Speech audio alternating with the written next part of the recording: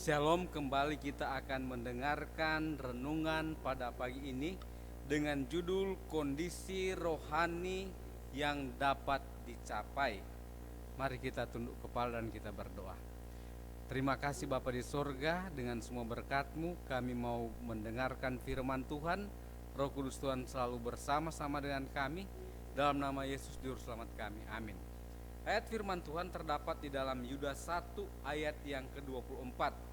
Bagi Dia yang berkuasa menjaga supaya jangan kamu tersandung, dan yang membawa kamu dengan tak bernoda dan penuh kegembiraan di hadapan kemuliaan-Nya.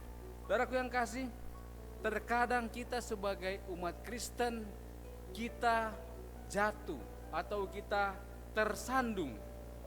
Tetapi Rasul Yudas dia menyatakan bahwa bagi Yesus yang berkuasa untuk menjaga supaya kita jangan tersandung, kemudian dan yang membawa kamu dengan tak bernoda dan penuh kegembiraan di hadapan kemuliaan-Nya, kemuliaan Tuhan. Kalau kita melihat bagaimana kehidupan Kristus, dia taat kepada setiap tuntutan hukum. Jadi dia tidak melakukan pelanggaran, dia tidak melakukan dosa. Dan dengan penurutannya yang sempurna, dia menjadikan bahwa tidak mustahil bagi setiap manusia untuk menuruti perintah-perintah Tuhan. Saudaraku yang kasih, bagaimana kita bisa menuruti perintah Tuhan? Bukan dengan kekuatan kita. Bila mana kita menyerahkan diri kita sendiri kepada Kristus, bila mana hati kita disatukan dengan hatinya, kemauan kita dipadukan dengan kemauannya, pikiran kita menjadi satu dengan pikirannya, kehidupan kita menjadi satu dengan kehidupan Kristus, maka kita akan menghidupkan akan tabiat Kristus. Itulah yang terjadi kepada setiap orang yang sudah dibungkus kehidupannya dengan jubah kebenaran Kristus yang melambangkan penurutan yang sempurna kepada hukum-hukum Tuhan.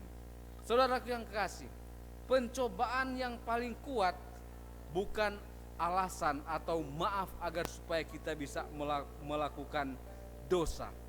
Betapapun besarnya tekanan yang dikenakan terhadap jiwa, pelanggaran atau dosa itu adalah perbuatan kita sendiri.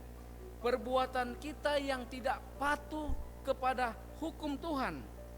Tetapi jikalau kita mau berdiri di bawah Panji yang berlumur darah, Panji putra Immanuel, dan dengan setia melakukan pekerjaannya, maka kita tidak akan terjerumus kepada pencobaan, karena Dia akan menjaga kaki kita sehingga kita tidak akan tersandung.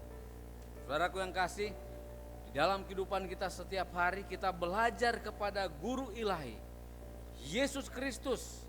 Kemudian kita mengambil bagian dalam sifatnya. Kita bisa bekerja sama dengan Allah dalam mengalahkan pencobaan setan. Allah bekerja. Kemudian apa? Kita juga manusia harus bekerja.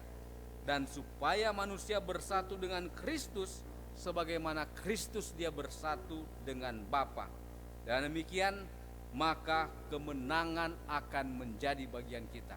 Dengan kuasa Roh Kudus yang selalu hadir dalam pikiran kita, maka kita akan tetap teguh berdiri kepada kebenaran sampai kepada kemuliaan Tuhan pada saat dia menyatakan dirinya pada waktu kedatangannya yang kedua kali.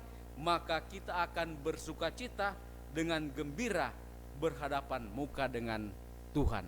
Kiranya Tuhan memberkati kita dalam nama Yesus. Amin.